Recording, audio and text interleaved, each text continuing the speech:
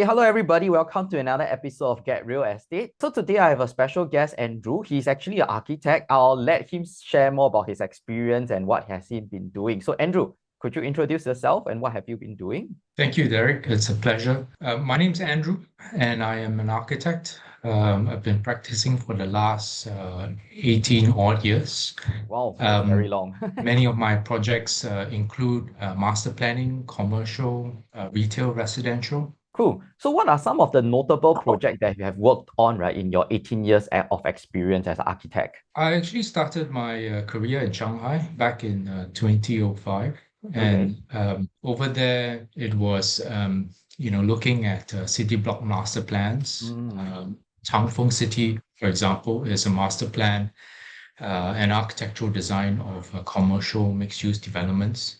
In China, basically, I learned to develop an appreciation for large-scale projects Mhm. and an understanding of ability to continuously shift between urban scale, building scale, and building details while designing the project. In Hong Kong and Singapore, I was fortunate to be part of the IDA's team of architects that was involved in the Star Vista, which is Wow. the mixed-use cultural and retail development. The venue residences and shops, it's a 266 residential condominium development. Asimon Villas is also another residential development consisting of 21 units of high-end luxury strata terrace houses, and 321 Clementi, which is mixed-use retail and leisure development. Regionally, I've also been involved in master plans like Patimban New City Master Plan in Mhm. Indonesia, Chilwang River Master Plan, Bank Indonesia, Karawang Master Plan is an interesting one. And in Vietnam would be Thuy Van and Ningpong Cape Master Plan. So Okay. in this master plan, it is adding value through planning, rezoning, redevelopment, and land intensification, while injecting new industries to sustain urban growth. And of course, what we also try to do is to introduce resilience through nature-based solutions. Wow, awesome, awesome. Very interesting experiences covering all different countries and very different types of things that you have worked on. So just want to find out, right, what are the differences or challenges in designing residential versus commercial versus shopping mall or just now what you mentioned, mixed development? Well, different asset classes require different design requirements, and they also cater to different user groups. For residential apartments, for example, due to the rising per square foot rates, units are getting smaller and smaller. So the challenge is to design apartment units that have efficient layouts and to design them so that they may be perceived to be a little bit bigger than what they are. Here in Singapore, noise pollution is also a problem. It is increasingly becoming a challenge to design apartments and block outside noise from coming in while keeping the apartment naturally ventilated. Most of the time, we just shut our windows and balcony doors, but I think there should be better solutions to that. And regarding mixed-use development, the challenge will be to fully integrate multiple users in more interesting ways while recognizing, issues with security, noise, and privacy. For commercial offices, on the other hand, the challenge is to design spaces that are, to a certain extent, future-proof and flexible enough to accommodate variety, various configuration of office layouts, co-working and hot desking spaces, meeting, discussion, and of course, breakout spaces. And increasingly, I find that there is now an expectation by developers and tenants to have spaces that improve productivity and well-being. Well, quite extensive things to look at and quite a lot of elements to work on. So Andrew, just wanted to find out, right, what has shifted in terms of architectural design planning from 18 years ago and now, especially for integrated and mixed development, which is actually the trend in Singapore right now. Well, in this 18-year time frame, I think that there is a significant difference, especially when it comes to sustainability.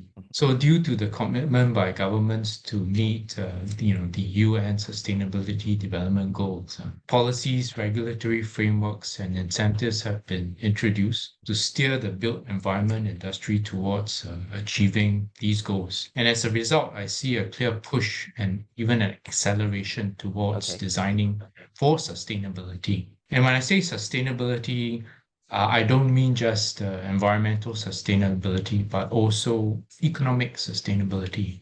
So for environmental sustainability, I see that buildings are environmental and sustainable design. These will also include zero energy buildings. In Singapore, in particular, the integration of landscape with buildings, the integration of greenery. This has happened for the last 20 years, but now, it's happening carefully, more strategically to avoid greenwashing, but also to make the greenery work harder for the building if it gets integrated into it. There's also a focus on health and well-being. And on the flip side of the coin, when we talk about economic sustainability, I see that there is a relook on density as well as use mix and use types.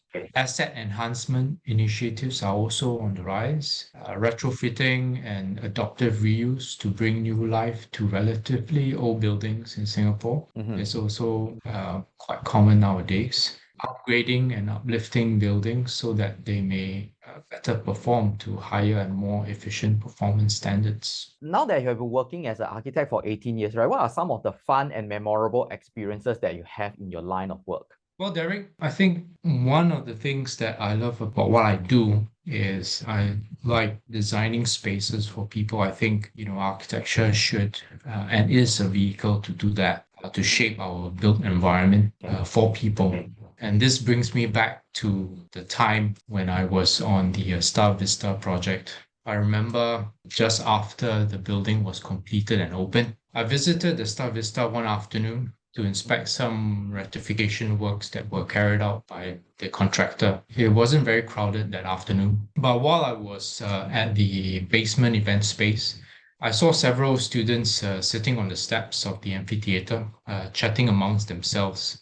It must have been, after school because they were still in their uniforms. But there was one student in particular. She had her laptop propped up on a step while she was sitting on the lower step with her back facing the amphitheater. And you could see she was, very focused in the zone, studying and doing homework while other things are happening around her. And I just found it interesting that despite all the noise and things happening around her in the retail mall, she was able for a brief moment to comfortably take ownership and occupy that small space that is within a larger space and call it her own and use the space in an interesting way that extends the use of the space beyond what it was originally designed to be used for. And I also found it heartening that people are comfortable sitting and resting at the amphitheater while watching people shopping and dining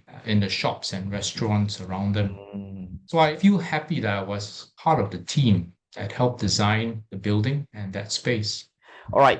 So one last question that I have for you today is that what are some of the key challenges, right, in designing a residential project in Singapore in particular? One challenge that comes to mind is the adoption of green and sustainable technologies in residential projects. You may have heard about the recent teething issues of the centralized cooling system in the Tengah HDB estate for the new batch of residents.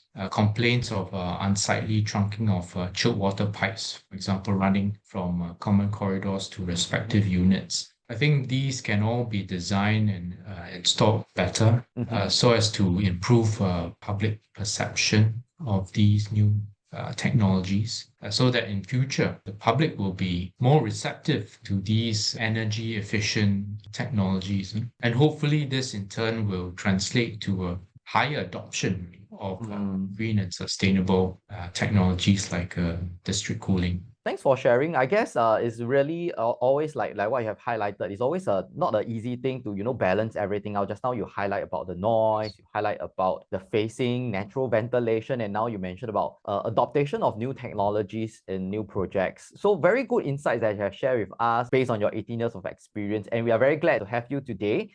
So that's all the questions I have today. So thank you, Andrew, again. Yeah, we hope to catch up again soon. All right, everybody. So that's Andrew Loke, 18 years of architect sharing about real estate. So stay tuned for the next episode. We'll see ya. Bye-bye.